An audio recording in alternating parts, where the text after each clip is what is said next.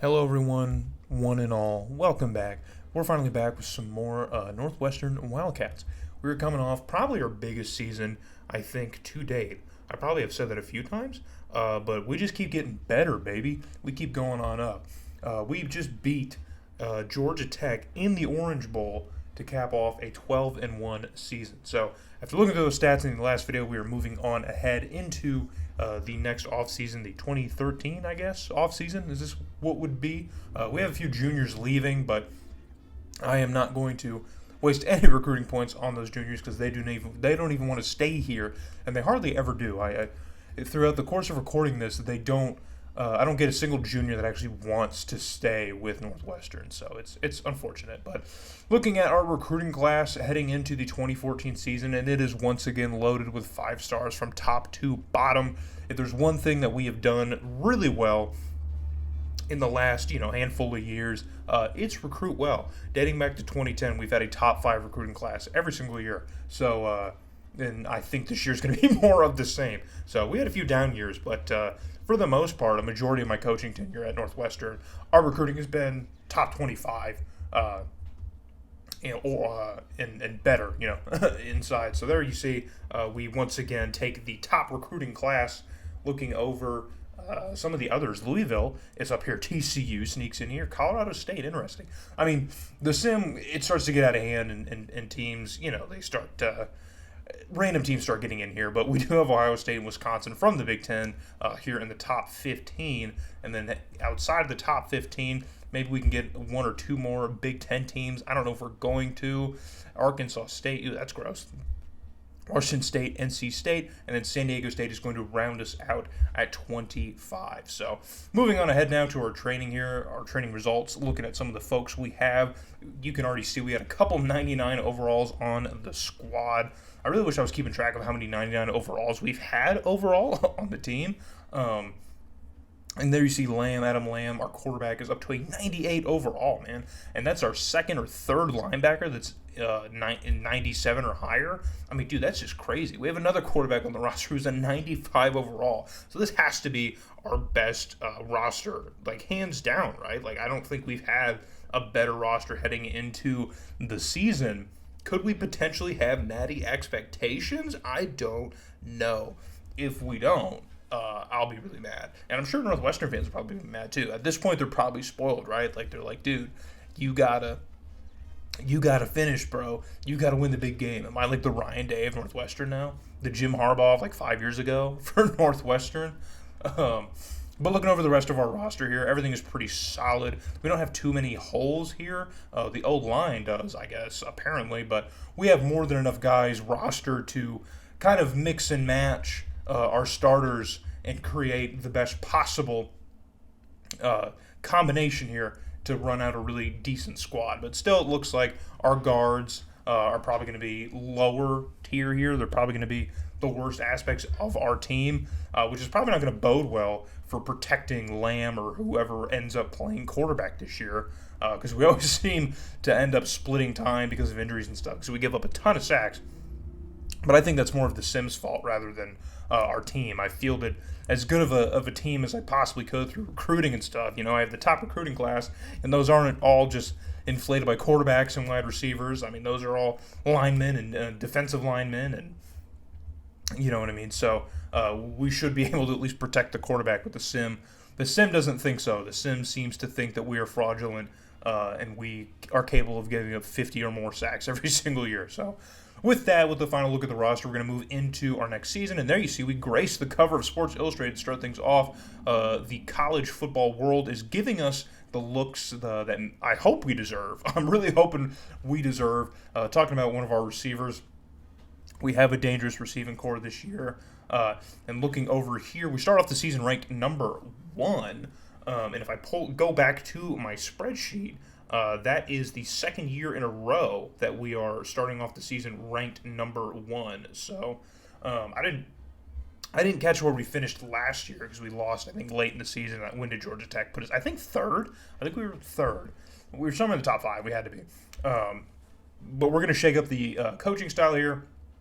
I'm going to go absolutely devious on our passing game because that just seems to break the sim. So with that, we're going to get into our schedule here, our 2014 season. As we start things off in Dallas playing SMU, and we beat them very convincingly, as if you thought any different. Next, we're going to come home and welcome Tulsa in our home opener, and we skunked them 58-3 to advance to 2-0, and that'll bring us to Oklahoma State. We're going to be playing the Cowboys in Illinois, and just another crushing performance. We basically put it the same score, but just add another field goal on top of it. And as we cruise into Tempe to play the Arizona State Sun Devils, and we finally blank a team at fat old goose egg on the board, and that takes us into our bitter rivalry, Ohio State, ranked number 9, and we finally beat the Buckeyes. I feel like we lose to Ohio State every single freaking year, but we do pick up the win against Ohio State, and of course our get right game, which we don't even need because we're already right, as we head to Minneapolis and destroy the Golden Gophers, cruising to 6-0 on the year, and that takes us into a 1-win Indiana Hoosier team back in Evanston.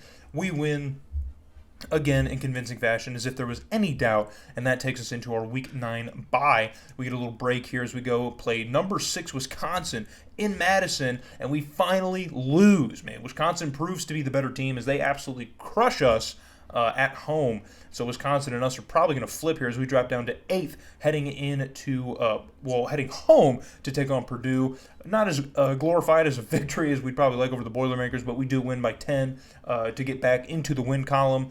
Then we head to College Station to take on the Nittany Lions. A gross Big Ten-like game against a 500 Nittany Lion team ends in a victory for your Wildcats, and that takes us to Ann Arbor to take on Michigan. The biggest victory for sure in school history against the Michigan Wolverines, right? That has to be 50-6. Geez, Michigan's on some hard times. And then we close things off with another embarrassing victory over the Fighting Illini at home. So 11-1 is going to be all she wrote for the 2014 season. Adam Lamb wins quarterback of the year. You know he's not going to be up for a Heisman because we never are. I don't know why they never give us the looks. But Adam Lamb also wins the Maxwell Award. So Lamb is getting quite a bit of hardware throughout his college career here. He's going to finish off with 2 more. Put him in the trophy case, Lamb. Go for it.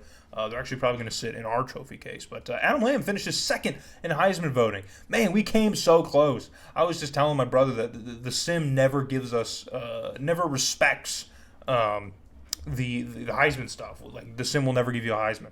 But we do get a bid to go play in the Capital One Bowl yet again against Ole Miss. Again, I believe that's the 2nd time we're playing Ole Miss in the Capital One Bowl. And it is.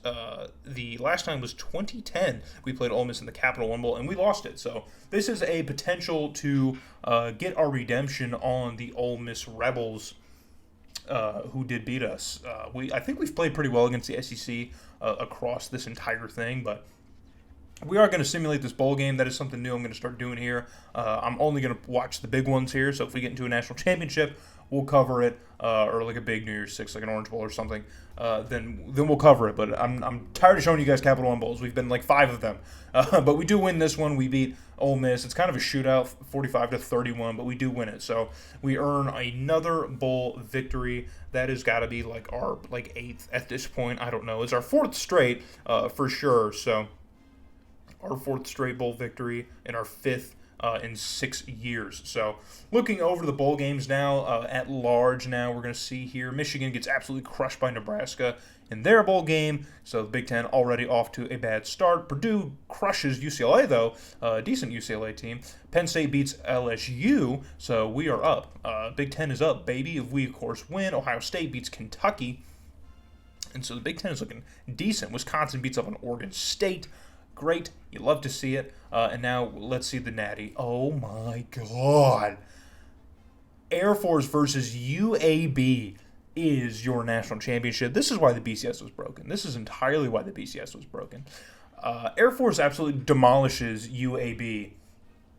And that is the University of Alabama, Birmingham, for those unaware.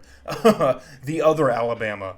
Air Force takes home another national title. I believe it's another national title. I've been keeping track of those, too, seeing how the BCS has kind of changed over the course of our years as coach here. And, this is Air Force's 2nd national title appearance. They lost last year, but won it this year, and it's their first since 2007, so they did win it in 2007. I hate that. I hate that I just said that. It's gross. Looking over here, the All-Americans, we have 2 thus far. We have a tight end, and of course, Lamb, our quarterback, has an amazing season, probably his best season, probably the best quarterback season, period, for us up to this point. I don't think we've had a single player earn 2 awards in a season so far. He almost took home the Heisman, too. That would have been awesome. I really want a Heisman winner in this coaching career, but it's okay if it doesn't happen. I will survive. I'll get over it. I'll move on. But moving ahead, looking over the rest of our All-Americans here, we don't normally load the All-Americans, but we do get a cornerback here, Dennis Kendrick, with 28 tackles and 7 picks. For sure, that's where the recognition is coming in. Those 7 interceptions, those are definitely going to get you some acknowledgement from the rest of the college football world. So I don't think we had too many freshmen on this team. I think this is probably a year with most of our encumbered upperclassmen leading the charge this year. I don't think we had room for a ton of underclassmen to really shine. So, but Lamb graces Sports Illustrated. I wonder through the sim how many weeks we've spent on Sports Illustrated or on a page somewhere in it. I'm sure we were probably in there when we beat Ohio State this year, maybe. I don't know. But looking over Adam Lamb's final season as a Wildcat here, just a good year for him, career-wise, a great career. We're going to miss Lamb here. And Derek Roundtree finally gets the majority of the touches this season and almost puts 1,000 yards on the ground with 9 touchdowns. And Adam Lamb matched the touchdown total as Roundtree just running the football. So Adam Lamb was freaking everywhere. I'm sure maybe if he hit that 4,000-yard mark, he probably would have won the Heisman. I don't know. But we did not have a 1,000-yard receiver, but we did have 3 receivers with well over 900 yards, which is pretty crazy. Remember, they were talking about Warren right here, our senior receiver. He was the one on the cover of Sports Illustrated to start the season, and he definitely did not disappoint. Would have been nice to have a 1,000-yard receiver out of those 3, but it's fine. I cannot be picky. We had a decent season. But our O-line did not. This is kind of gross. Not a lot of pancakes to sack ratio. I'm not a fan of it. So, but looking at our big defensive performers, Wesley Christensen, kind of after that sophomore year of his, just kind of really never bounced back. I mean, still super disruptive with TFLs and stuff, and keeping the production at least up there. But yeah, man, that sophomore season was something else from Christensen. We missed that type of production from him. But Dennis Kendrick, of course, leads the team in INTs by a pretty wide margin. He doubles the next closest person. So he definitely had a disruptive year for us on the defensive side of the ball, which I like seeing. So I try to break it down by the core defensive stats instead of flipping through our entire defensive unit to see who did what. Looking at fumbles and deflections and picks, and stuff like that. So you can get a good read here. But field goal kicking, geez, Napoleon Dyer just had a terrible, terrible freshman season. He's definitely not going to be on the freshman team. Yeah, that's a rough one. 59% is really kind of gross, so that's unfortunate for him. And then, of course, the kick return stuff. We did have a return touchdown, so that's neat. That's fun. I don't know why I keep showing this. I need to just cut those out, but I will not. I refuse. So seeing how the team did overall through college football, once again, our passing game ranks top in the nation, as we were going to finish off ranked 6th. Rushing yards per game is always low, but it doesn't matter because we really always kind of show it anyway. I mean, we have good rushing production. That's why I find the yards per game stat kind of deceptive, because it's just like, dude, like, we have decent running backs. We don't, suck running the football. Just, we're not as efficient in a game as you might like. So, defensively, we, of course, were leading the charge here. We were god-awful on third down. Jeez, man. We were the worst team in college football on third down. That is just I'm hoping that means 117th on attempts. That means, we were the last team. Well, we were the team who attempted the most third downs. Or the fewest. Probably the fewest, I would imagine, with how potent our passing game is. So maybe we were the best team on third down. This game stats can get confusing, but that will wrap up the stat overview. of our season. And lastly, we're going to look through some standings here and some rankings. Wisconsin, our bitter rival, we have so many of them in this dynasty mode. They finish ranked second. We come in ranked sixth. Ohio State is here at 9. UAB drops to 8 after losing in the national championship. Texas and Oklahoma are sitting side by side in the rankings. Colorado State, TCU. Again, I'll point out all these teams here who were top in recruiting heading into the season. I know Louisville was, and Kansas State was in the top 25. So was USC, but they fell a little bit far. And Kent State sneaks into the rankings, and Georgia drops down to 25th. They just barely hang on and can claim that they finished ranked in the top 25 polls. So good for them, I guess. And then lastly, we are going to look over the standings here for the Big Ten. Of course, our loss to Wisconsin loses us the Big Ten title. That just freaking sucks, man. When you beat Ohio State, you lose to Wisconsin, it's going to be our kryptonite every single year. I need more Big Ten titles. Like I just do. I'm greedy, okay? I'm a greedy guy. The bottom half of the Big Ten is depressing yet again.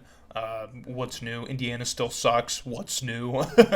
But other than that, we're going to look ahead to our next offseason here and see if we can finally get over the hump, man. We got to win a natty. That's what people are expecting. That's what I'm expecting. So hopefully you guys are there again when we go through recruiting in our offseason, try and rebuild better so we can get that coveted BCS national title for Northwestern.